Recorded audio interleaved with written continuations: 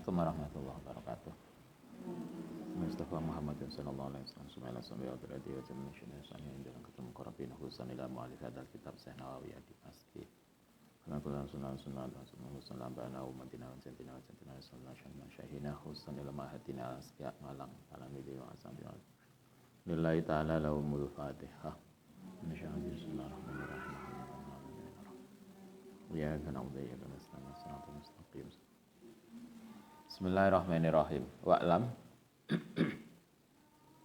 Kita melanjutkan kemarin bab tentang mirok, jidal dan khusumah. Bab tentang debat, permusuhan, pertengkaran dan mirok. Kemarin mirok sudah.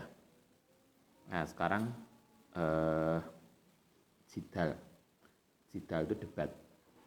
Wa'lam anal jidala, satu menit jidal iku kok yakunu terkadang ono. Apa jidal iku bihakin, bener. Kadang enak debat itu yang betul, debat itu yang bener. Tetapi wakot yakunu lan terkadang ono apa jidal iku bibatilin, batil. Ada jidal yang baik, ada debat yang baik, tetapi ada debat yang tidak baik. Kala ngendika sapa Allah taala wala tujadilu, lan jangan mendebat sapa sira ahlal kitabi ing orang ahli kitab. Ini etika debat.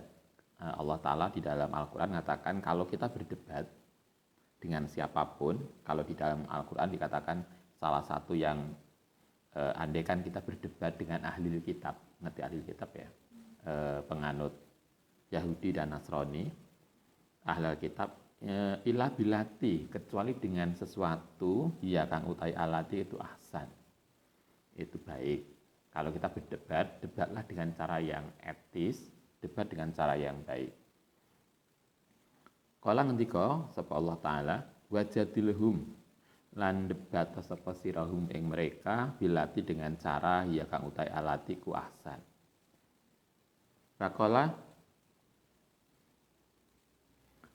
dan ngendika sapa Allah taala mayujadilu, tidak mendebat fi ayatillahi, tidak ada orang yang mendebat ayat Allah ilal ladzina, kecuali orang-orang kafaru kang padha kafir.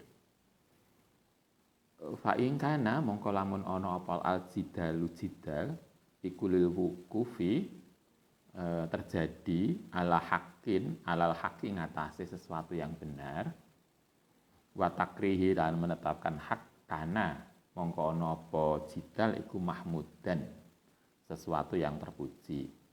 Sehingga dengan demikian jidal itu seperti yang dikatakan seawal, orang berdebat itu ada dua. Ada debat yang baik, yang hak, ada debat yang batil. Kalau debatnya itu baik untuk mencari kebenaran dengan etika yang baik, tidak menyerang pribadi, maka debat itu mahmud, dipuji, boleh. Sebaliknya, wa ingkana mongko lamun ana apa jidal iku fi mudafa'atil haqqi, untuk menolak kebenaran. Ada yang debat itu justru bukan mencari kebenaran, tapi mencari menang. Enak toh? Jadi koyok kita persidangan, kadang kan golek menang, bukan golek bener. Kalau kadang kan begitu, secara hukum nyari yang menang, tapi belum tentu untuk mencari yang benar. Kita debat itu juga gitu. Kalau debatnya untuk yang benar, mencari benar, maka itu mahmud, terpuji. Tapi kalau debatnya bukan untuk mencari yang benar, tapi hanya untuk sekedar menang logika, belum tentu benar. Aukana utawa ana apa jidal, ikut jidalan, debat bighairi ilmin, atau berdebat tanpa dasar ilmu. Hanya bulet, kadang like neng kampus, lah mahasiswa diskusi. Debat itu kan kalau kita diskusi itu syaratnya dua. Satu, kita punya dasar logika, dan kedua punya dasar literatur. Jadi anak sumber bukunya. Yang Anda jadikan rujukan itu buku apa? Qualified enggak bukunya? Kalau kemudian sudah bukunya, referensinya ada, logikanya bener enggak? Kadang enak tahu debat itu ngomong ngalor ngidul enggak jelas, referensinya juga enggak jelas. Ini pokoknya saya kayaknya pernah baca buku, tapi nggak jelas buku apa. Nah, kalau kita debat bighairi ilmin, debat dengan tanpa dasar, karena mongko ono apa jidal iku madzmuman, tercela. Kalau debatnya bukan untuk mencari kebenaran atau debat yang tanpa dasar ilmu, tanpa rujukan, tanpa literatur, tanpa logika, maka mazmum, tercela. Wala hadza tahsili, karena itu wala hadza tahsili mongko iku ngatasi tahsil rincian ini tunazzalu, diturunkan apa nususu nas, ayat-ayat, karena debat itu ada yang baik, ada yang tidak baik, maka kemudian turunlah ayat al-waridatu yang temeka fi ibahatihi ing dalam membolehkan debat. Jadi debat itu pada dasarnya boleh, Al-Qur'an membolehkan, tapi dengan catatan debat yang etis, ahsan tadi. Fi ibahatihi wa zammihi, lan ketercelaane jidal. Wa mujalasatu wa mujadalu tawi jidal, debat iku bimaknan tadi. Waktu audah tuh, lan teman-teman telah menjelaskan sapa ingsun dalika ing debat ini tadi. Kalau Anda ingin mencari penjelasan lebih jauh tentang rincian diskusi kayak apa yang boleh, yang tidak boleh, maka Imam Nawawi sudah menjelaskan mabsuton dengan panjang lebar fi kitab ini namanya Tahdzibil Asma'i wal Lughat.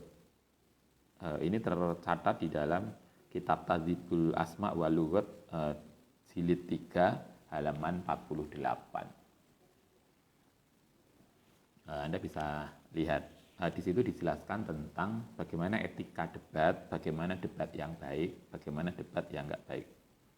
Kala ngendika sapa ba'dhum sebagiane ulama, maroaitu, tidak pernah melihat sapa ingsun syai'an ing sesuatu azhaba, yang bisa menghilangkan adini ing agama, wala angkoso, dan tidak ada sesuatu yang bisa mengurangi lil muruati saking kepribadian, wala adya'u, dan tidak ada sesuatu yang lebih menyia-nyiakan lilazati maring kenikmatan, wala ashola, dan tidak ada yang bisa lebih menyibukkan lil qalbi maring hati minal husumati dibanding pertengkaran.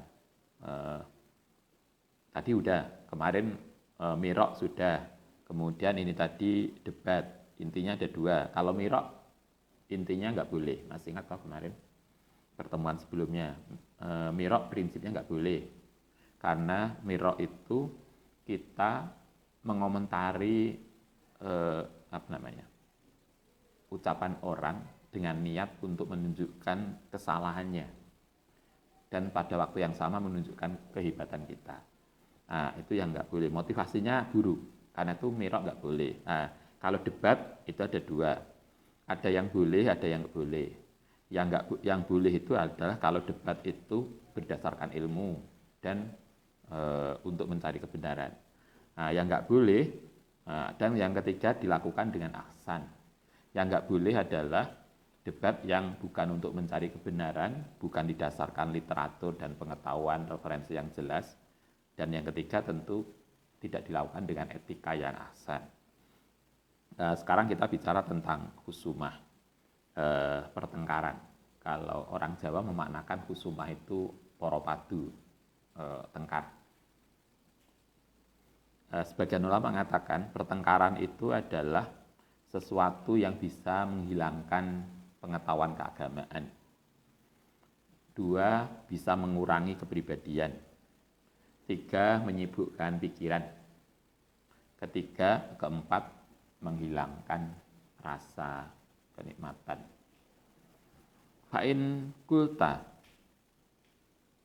mongko lamun ngucap sapa sira, andaikan kalau Anda kemudian mengomentari gini, Ustaz, labuda lil insani, labuda mesti lil insani kedue manusa minal khusumati saking pertengkaran, listifai hukukihi, untuk memenuhi haknya. Kalau kita kadang misalnya kita sampaikan ke Mbah Nawawi gini, Tapi kan kadang kita manusia itu kadang jatuh pada pertengkaran, kadang untuk memenuhi hak. Misalnya kalau Anda di jalan, kemudian kita udah jalan di pinggir secara benar, tiba-tiba diserempet sepeda motor, dan dia maunya lari, maka kan kita mau nggak mau kita harus ribut untuk menuntut hak kita. Bagaimana kalau itu? Hal jawabu mongko utai jawabane iku ma barang ajaba kang jawabi kelan mas sapa Imam Ghazali. Mbah Nawawi nggak menjawab sendiri, beliau mengutip pendapatnya Imam Ghazali. Imam Ghazali ngajarkan begini, an-nazama saat temene sesuatu yang tercela, al-muta'akkidah yang sangat kuat, artinya ketercelaan yang sangat dicela, iku inama huwa angin wis utawi azam iku liman maring wong khosoma yang bermusuhan sapa man bil batili kelawan batil au bi ghairi ilmin utawa krana tanpa dasar ilmu. Kawakilil qadhi kaya wakile hakim. Berarti Ghazali ketika ditanya bagaimana kalau kita kemudian terpaksa harus bermusuhan, bukan bermusuhan ya, apa namanya, husumah itu, bertengkar, bukan bermusuhan. Beda, maksud saya begini, kalau bermusuhan itu kadang lebih fisik, kalau bertengkar itu mulut. Kalau kemudian kalau kita harus bertengkar, adu mulut dengan keras, bagaimana hukumnya? Kalau Al-Ghazali jawabnya gini, yang tidak boleh di dalam pertengkaran adalah khosoma bil batil, yaitu orang yang bertengkar dengan cara yang tidak etis. Kan bisa toh ngomong secara lebih halus. Atau bertengkar yang bighairi ilmin, bertengkar yang tanpa dasar. Jadi kan kalau kita harus bertengkar kan tahu kan itu ada hak yang kita bisa tunjukkan. Karena hak kita dirampas, maka kita harus bertengkar mempertahankan hak kita. Maka itu boleh. Tapi kalau bighairi ilmin, tengkar yang tidak jelas, kadang ada toh yang kita tengkar hanya karena emosional. Senggol didik, ngamuk, tapi nggak jelas. Kayak kemarin yang viral, apa itu? Pengendara mobil kemudian harus mukuli sopir truk atau macam-macam lah. Itu kan tentu mestinya bisa dikomunikasikan, tidak kemudian seperti itu. Kalau kemudian pertengkaran itu dengan cara yang batil atau pertengkaran yang enggak mendasar, yang mestinya itu bisa dihindari pertengkaran hanya karena emosi kemudian menjadi bertengkar, itulah pertengkaran yang azam, pertengkaran yang sangat dicela. Fa'innahu mongko sedune wakil qadhi ku yatawakkalu, mewakili minal khusumati ing dalam pertengkaran, ayak rifa sebelum qabla ayak rifa sebelum yang tau ngetahui sapa wakil qadhi anal haqqo, sak temene yang benar iku fi ai janibin ing dalem ndine arah wa kang hak fayukhasimu mongko kemudian musuhi bertengkar sapa wakil qadhi bighairi ilmin tanpa dasar. Nah, ini kayaknya kritik Al-Ghazali pada bahasa kita apa? Pengacara. Pengacara itu kalau di sini dikatakan salah satu contohnya adalah seorang pengacara yang mewakili klien untuk sidang pengadilan tanpa dia merasa apakah kliennya benar atau tidak. Yang penting menang. Nah, kalau pengacara itu maju di pengadilan mewakili klien hanya tujuannya yang penting menang kliennya secara hukum tanpa peduli sebetulnya kliennya itu benar atau tidak, maka itu adalah pengacara yang azam al-muta'akkad, pengacara yang sangat tercela. Kita sekarang kan tidak sedikit gitu. Pengacara itu mulanya istilahnya bagi seorang ahli hukum masalah itu bisa menjadi duit. Tapi lagi kita duit itu jadi masalah. Karena misalnya tante kakean duit bingung, ya apa diapakno sih? Misalnya kan gitu. Kalau kita nggak biasanya megang uang banyak itu kan malah bingung, pusing karena kelebihan uang. Nah, sementara justru orang-orang yang bekerja di lingkungan itu senang kalau ada masalah. Kemudian karena dengan masalah itulah dia mengelola menjadi uang. Cobalah yang pengacara senior, itu kan nggak terima puluhan juta, M loh itu. Anunya, apa namanya, bayarannya. Mereka mewakili klien. Al-Ghazali mengkritik ini. Kalau mereka mewakili klien untuk mengaju di dalam pengadilan tanpa kesadaran mana yang benar, tapi hanya kesadaran untuk memenangkan perkara, dan kita tahu ada cara-cara yang nggak bagus. Dulu pernah terungkap misalnya seorang pengacara bayari saksi palsu. Dia menang di pengadilan karena saksi-saksi mendukung dia. Tapi ternyata kemudian terungkap bahwa dia bayari membuat saksi palsu. Kalau itu yang terjadi kan itu hanya sekedar menang secara formal hukum, tetapi tidak mencari kebenaran. Kita masih ingat ada seorang pengacara senior, sekarang sudah wafat. Ternyata kemudian yang dibela itu salah. Apa kata dia? Kita salah, Anda salah. Ya gitu. Ya kalau enggak itu enggak usah ngotot, masuk penjara aja. Coba, enak ya pengacara gitu. Gak apa-apa wes, padahal kita salah kok. Nah, kita kan enggak. Nah, pengacara yang kemudian membela klien tanpa hak, tanpa alasan, tujuan cari kebenaran, tapi hanya mencari menang formal, maka kata Ghazali itu termasuk azam al-mutakad. Itu pengacara yang sangat tercela. Khusumah, pertengkaran tadi boleh sepanjang itu untuk membela hak. Membela hak itu? Membela hak kita. Kalau ada hak kita yang kemudian diambil secara batil, maka kita boleh menuntut di pengadilan. Kita boleh untuk mengajukan persoalan di pengadilan untuk memenuhi hak kita. Tapi sepanjang tidak begitu, maka enggak benar.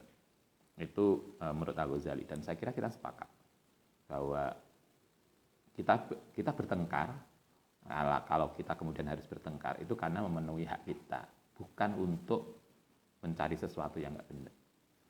Wayat hulu itu satu. Wayat hulu lan masuk fidzammi dalam sesuatu yang tercela itu termasuk satu yang tadi termasuk menurut Al-Ghazali termasuk perilaku tercela, sangat tercela adalah perilaku pengacara yang masuk ke pengadilan bukan untuk mencari kebenaran tapi hanya untuk memenangkan. Bukan hanya pengacara saya kira ya, termasuk juga jaksa.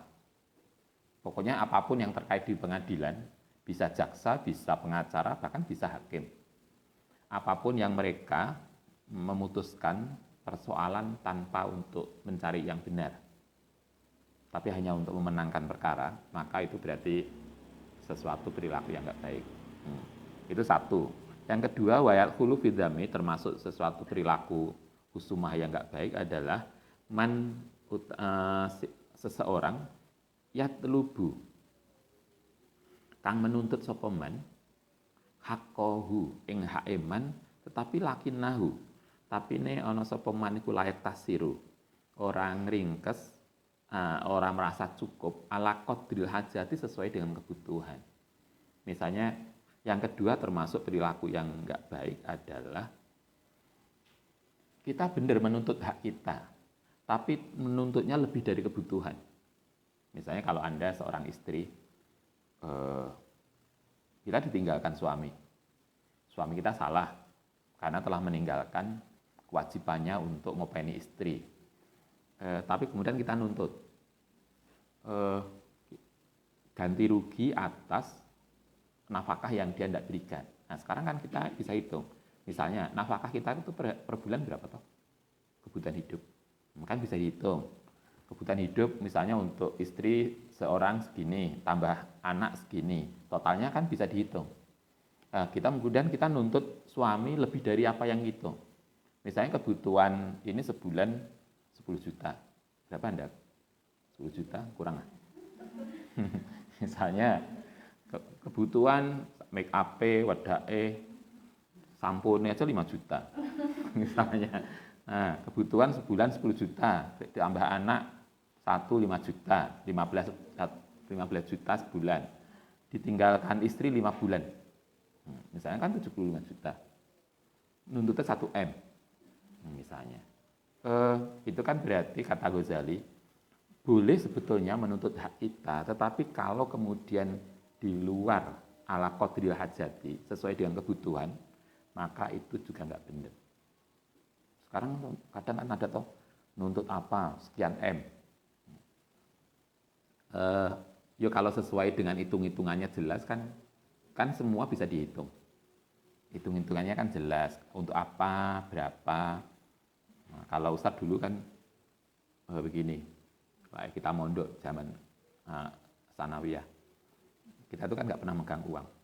Kalau megang uang itu kan anak kecil megang uang banyak itu kan kadang kaget, loh kok banyak ya. Nah, karena itu kita diajari dulu oleh Mbak Bu, dihitung kebutuhan sehariah pondok sekian, untuk ini sekian, ini sekian, ini sekian, di totalnya sekian, tambah uang lain-lain tidak terduga sekian. Itu ada hitung-hitungannya, sehingga tidak mungkin kita misalnya Ustadz jaluk nambah uang tambahan, itu untuk apa?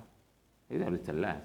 Kalau Anda jadi ibu nanti kan gitu toh, kayak kita punya anak mondok, kan SPP sudah jelas, sehariah pondok sekian, ini sekian, ini sekian, sekian. Terus kalau nambah itu untuk apa? Beli kitab Ustaz. Ya oke, kitab itu kan enek regone. Masuk kitab protip aja 200 juta. Misalnya. Kan beli kitab mak. Ya kitabnya kan apa? Kan jelas. Mak gak ngerti, pokoknya kitab banyak ini pondok ngaji nih.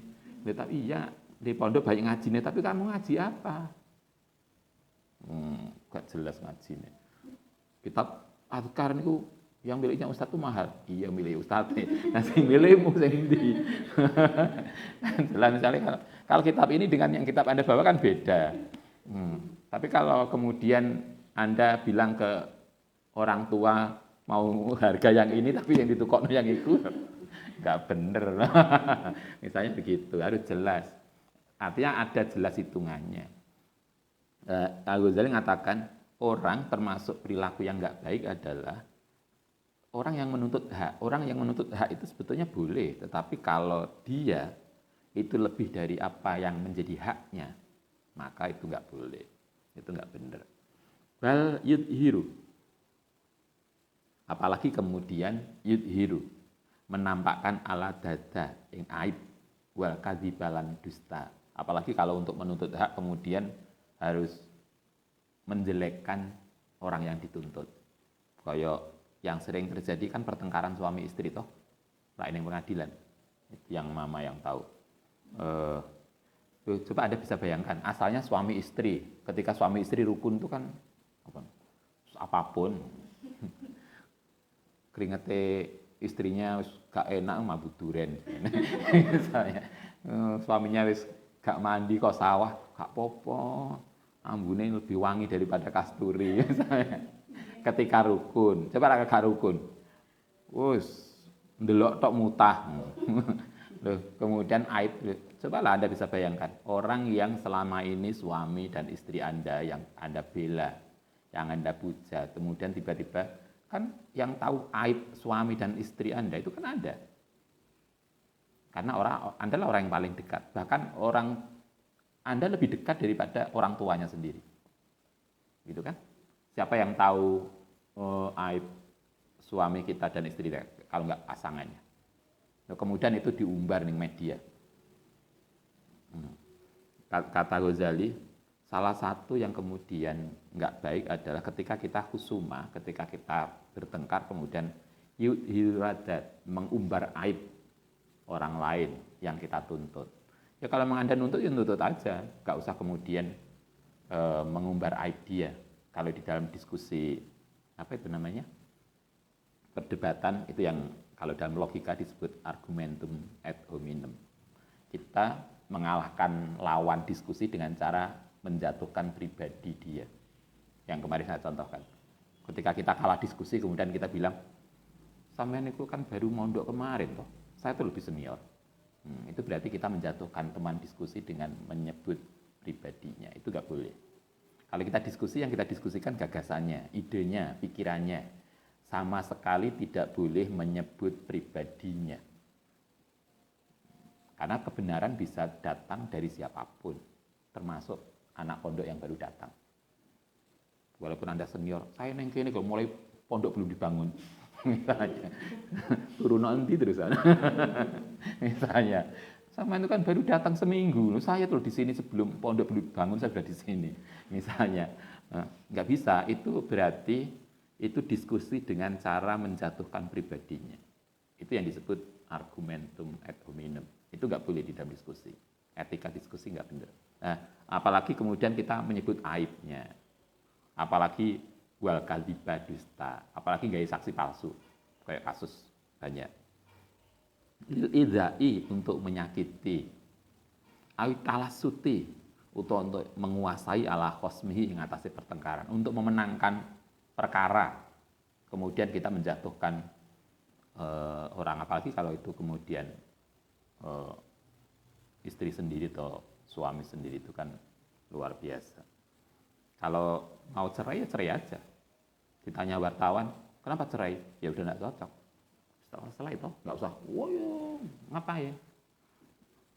Saya kira ada artis yang bagus dulu, yang kemudian cerai. Ketika ditanya kenapa kemudian cerai, ya kita sudah nggak cocok, udah selesai. Nggak pernah ada kata yang keluar dari dia. Itu untuk menjaga marwah istrinya dan marwah suami. Ya kita sudah tidak ada kecocokan, ya sudah, kita sudah diskusikan selesai. Gak usah kemudian biasanya wartawan kan mancing, masa sih? Masa nggak ada fenomena ini? Fenomena apa? Nah ini kadang, lah Ustaz kadang dipancing oleh, ya biasa lah orang-orang mancing informasi. Kita hanya jawab, saman kok koyok lebih tahu dari yang ngelakoni toh. Wong sing nglakoni kita kok dia lebih, kan begitu. Nggak boleh menyakiti, dusta, membuka aib. Itu adalah pertengkaran yang sangat tercela. Ghazali mengatakan adzam al-muta'akkad, yaitu sesuatu yang sangat tercela. Wa kadzalika lan begitu juga man wong kholato, kang kholat yang nyalah fil husumati dalam pertengkaran kalimatin ing kalimat yu'addi kang menyakiti. Ini mirip dengan atas tadi. Nggawe kalimat, nggawe kata, nggawe tuduhan yang tujuannya untuk menjatuhkan. Walaisa lahu lan tidak ada lahu diman ilaiha maring khusumah apa hajatun. Kebutuhan illa tahsili haqqihi, untuk menghasilkan haknya. Dia nggak ada hak yang harus diambil. Hanya untuk ini aja kadang. Enak tuh orang yang rame hanya untuk sensasi. Biasanya maaf, sebagian artis wis mulai turun popularitasnya, kemudian gawe opo, nanti ratingnya naik lagi. Nah, ada yang orang bermain begitu. Tidak ada sesuatu sebetulnya yang urgent, tidak ada sesuatu terkait hak dia yang dilanggar, tapi semata hanya untuk ini tadi, sesuatu yang di luar itu. Wa kadzalika, begitu juga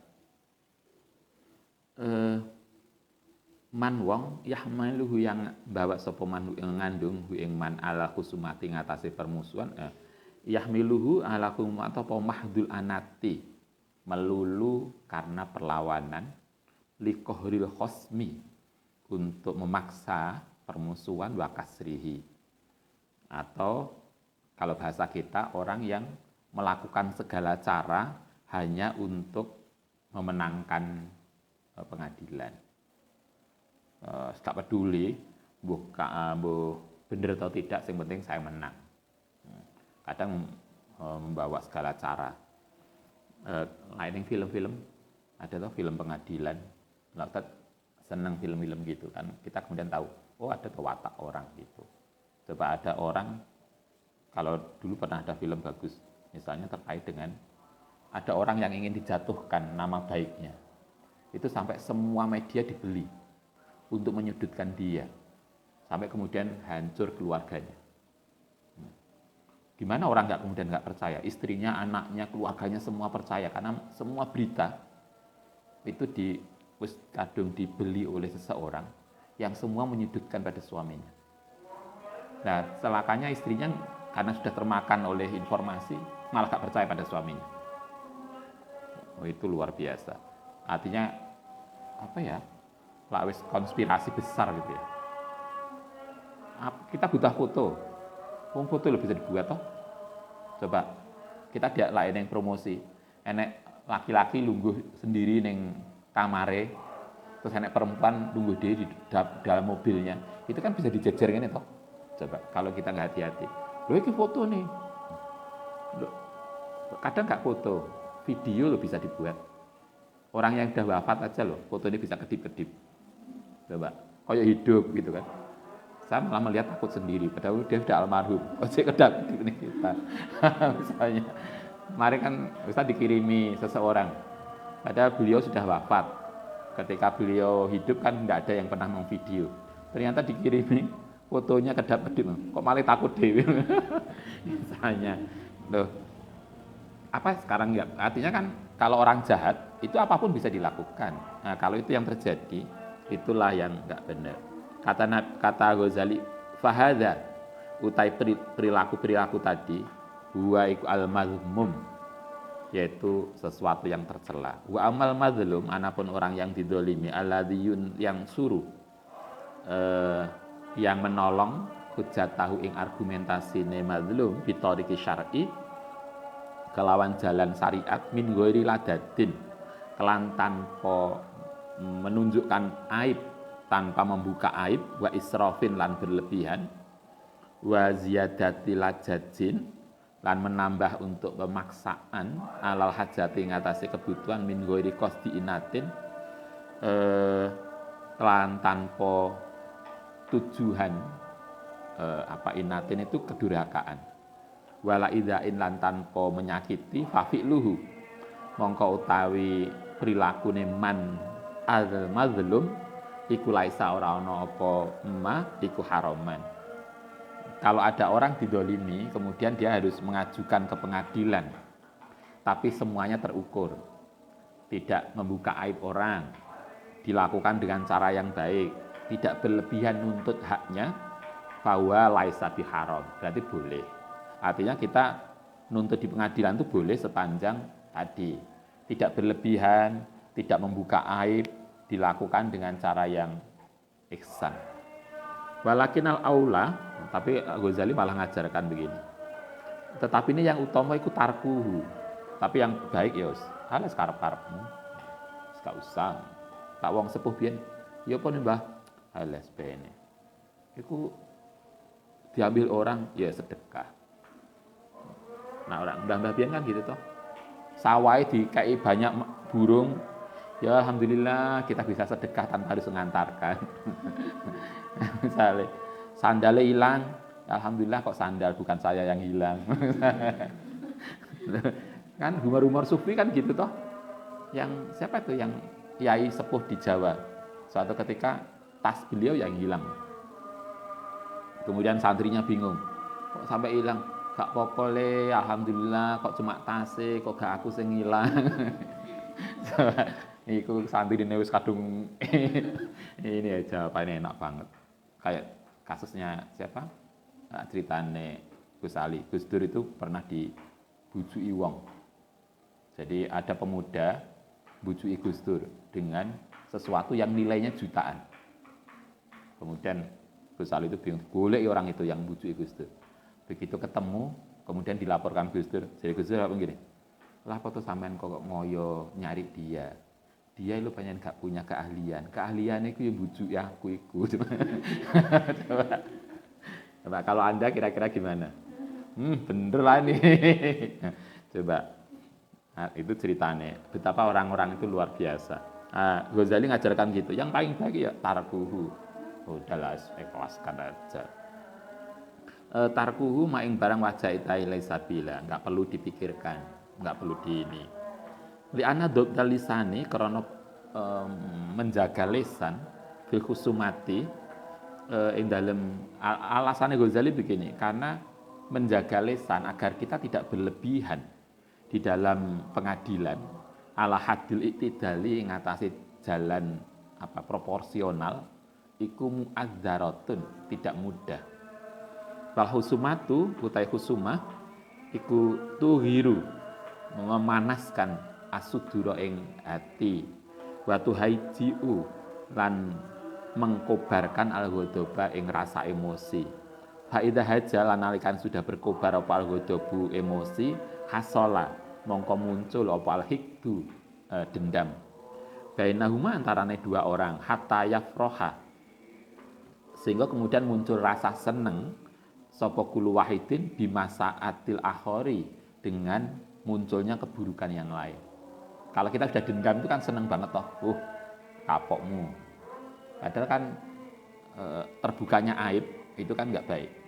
Wayahzunu lan kemudian merasa sedih bimasalati dalam ini perjalanan tadi. Hayut liku kemudian disampaikan alisana insan fi irdihi dalam harga diri man paman karena itu paman sapane wong khosoma yang bermusuhan sapa man faqat ta'arrada mongko kemudian akan memunculkan lihadil afati maring bencana ini wa aqalluma paling sedikite barang bi kang ing dalem afat ta'arrada tadi istigholul qalbi sibuke ati. Nah kita tengkar jangankan yang pengadilan tengkar biasa dengan teman gitu kan itu kan bengi gak iso turu kan begitu hati kita lo gak iso turu karena mikir tadi bahkan sampai sholat aja lo kepikiran gitu kan kita ribut sampai koncone megane kita beli nasi dimakan oleh dia sholat lo kepikiran kok iso yo itu kan sampai sholat turu gak iso turu coba itu hanya karena segitu. Coba kalau kemudian kita pikir ala yus ben alhamdulillah sedekah gak usah ngeterne udah selesai toh gak usah kepikiran itu paling sedikit apalagi kalau lebih tinggi hatta innahu iku yakunu fi sholatihi bahkan ing dalam coba Ghazali juga ngajar bahkan ing dalam sholat aja loh gak iso khusyuk kepikir jangankan ono kunci golek sepeda motor kuncine gak ono itu sampai sholat tarawih gak mari-mari kita tetap yo nanti mau yo macam-macam bahkan sampai ing dalam sholat wa khatiruhu utai pikirane maniku mu'alakun berhubungan bil muhajati ing dalam kebutuhan wal khusumati lan permusuhan falayapqa maka kemudian tidak akan muncul apa halu keadaan iman alal istiqomati ngatasi istiqomah. Wa khusumatu tai khusumah iku mabda'u syarri sumber keburukan. Wa kadzalika begitu juga apa al jidalu jidal wal mira'u lan mira. Karena itu fayam bagi mongko sepatutnya ala yaftaha yen to ora buka sapa man ala ing atase man babal khusumati ing pintu permusuhan, pertengkaran ilali daruratin. Karena itu kalau sebisa mungkin kita jangan pernah bermusuhan pada orang kecuali yang terpaksa. Lah Ustaz, alas bene. Itu enggak mau mikir. Kita udah selesai. Kita enggak mau beban. Bahwa kalau dia mikir ya urusan dia. Kalau kita enggak mau mikir. Ilali daruratin kecuali darurat la buddha kang mesti minha. Wa inda dzalika yahfadu.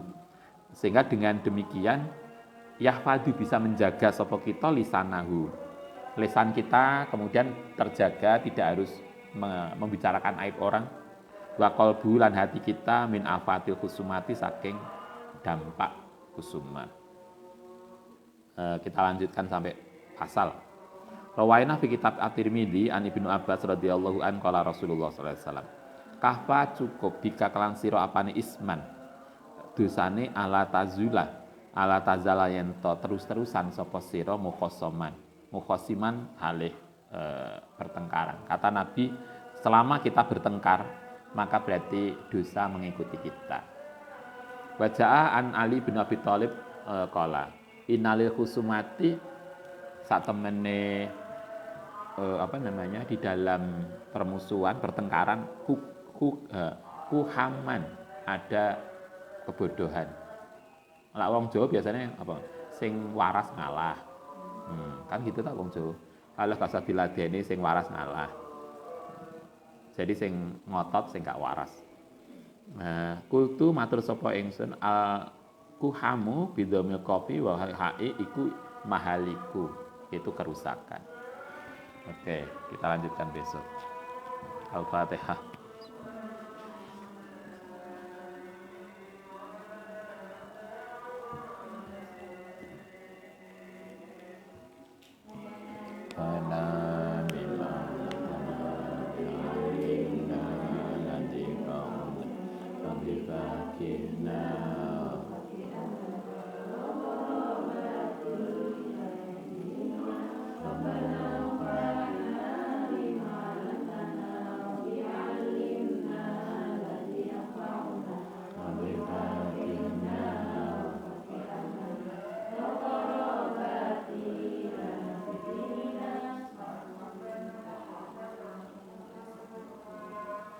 Assalamualaikum warahmatullahi wabarakatuh.